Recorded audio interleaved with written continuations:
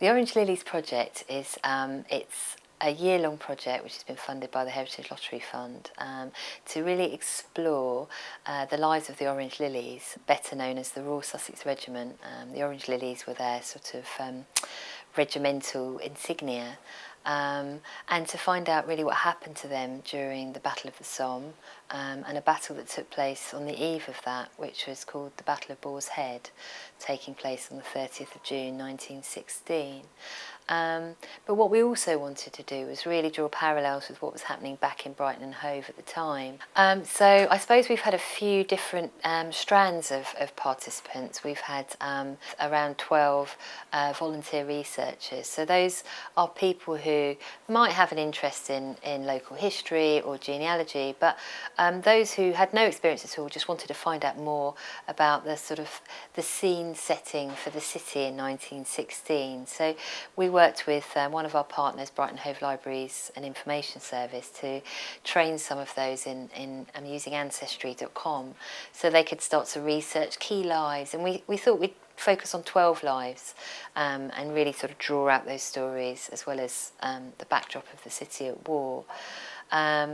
We wanted to be able to engage our participants, and really the way to do that is to offer outings to places of particular significance and relevance, and then a series of events that are just generally community heritage days open to the public.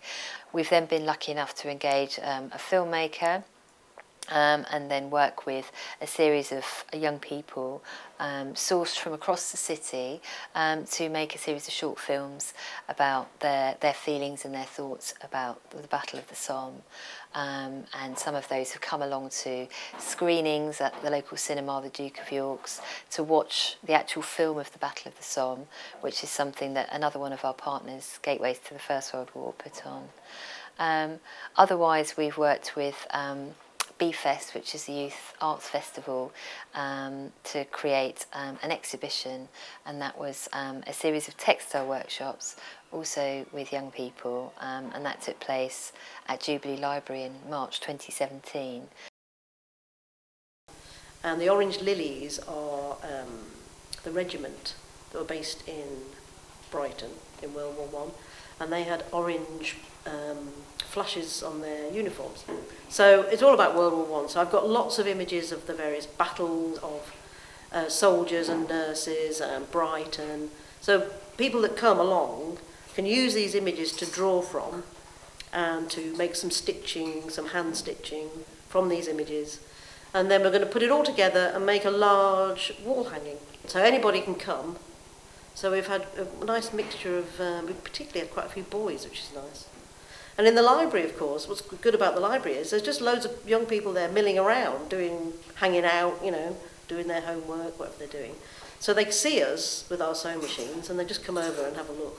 So what's good is that they're not likely to book onto a textile course because they're just going to think, oh, that's no, what's that got to do with me? Whereas when they see the sewing machines, they are intrigued, which is really interesting. You're aware of the fact that they're very proud of what they've done, and I felt slightly bad about saying, actually, I'm going to keep that. So then I thought, yeah, it makes sense to then say, okay, I'll have one, and then you make one for yourself. Because they put a lot of work into it, haven't they? Like there was one of the young men, the Italian guy that came along. So anyway, he wanted to have a go. So he did what I wanted him to do, which actually was drawing some lilies to go on the finished piece. And then he said, can I do a piece for my girlfriend? So he did this little piece for his girlfriend, in which he wrote something like, I love you in Italian. And it was really sweet. He wrote these letters. And he was really pleased with himself, because it did look really nice. There's two boys, one who's been to every session, come back every time to have another go. And he's got, his mum's been and got him a second-hand sewing machine, so he can carry on having, playing around at home. Which is really, that's what you want, isn't it? You want everybody to go away and carry on, So we decided to create a website really because we wanted a lasting digital legacy of the project. But for us now, it's an accessible way to create an archive. You know, we're a small community interest company. We don't have great resources for archival, but what we can do is take information that's found in other places and compile it, and I would say contextualise it. So there's maybe information out there in the sort of wider arena, but we've tried to find ways to bring it all together and package it up so that people can then enjoy it and access it more readily. So what we've been able to do with the beautiful images and some of the text that we found really is share that on social media on a variety of different mediums, and that's been picked up and retweeted and shared lots and lots of times, and my feeling is that that's enabled our organisation Strike a Light Arts and Heritage to access a younger audience, but also for our partners Brighton and Hove Library Service, Fabrica Gallery and Gateways to the First World War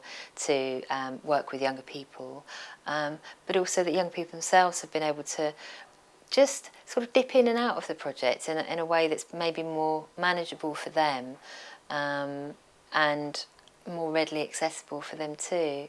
And I guess, you know, when we formed this project, we really wanted to make sure that it was something that would be of interest and relevance to younger people, and trying to find more digital ways to do that. So hopefully we've succeeded in that sense. We're also organising a big event for the 30th of June 2017, which will take place at Jubilee Library in Brighton. And that will have lots of different speakers, and again be an event that's a sort of community heritage a day open to everyone. And latterly, that same day, there'll also be an unveiling of a new memorial about the Battle of Boar's Head to commemorate Brighton and Hove men who died at that particular event, because there hasn't been that before. And that's something that's been put together by Brighton Museum, and I think it's kind of a good time, and it's a good way to end our project actually, to have found a way to create that memorial. But I mean, obviously all of this will be logged on the Orange Lilies website. So we're teasing out these lives and uploading all of that information, photos, birth certificates, family reminiscences, anecdotes, and then just sort of background information about the city in 1916 at the same time. And it's a lovely looking website. We're really proud of it, and it's really starting to grow and develop. And we really hope that it's going to be a lasting legacy for that particular period in the city. Part of the plan when we started the project was to run a series of 16 public events, engage around 20 young people and work with 250 participants. And it's been a resounding success in that sense really. And for us, you know, through a set of postcards, through the website, through our public events, through training for young people and volunteers, I really hope that we've managed to, leave a positive mark that people can then go forward in their chosen careers, or, you know, with a certain kind of knowledge learned from participating in a project like this. I think for us as well, as a small organisation, Strike a Light, you know, it's very much about working in partnership with different organisations in the city and across the region. And a project like this really enables us to work well in partnership with these organisations. So Gateways to the First World War, Brighton Hove Library Service, and Fabrica Gallery. It means that we can expand our remit. We can work beyond our own fiscal reach. We can we can generate in-kind support. We can offer greater expertise and link into a greater body of talent than we otherwise would be able to. So it's fantastic for us as an organisation. I think it's great for the other partnership organisations too.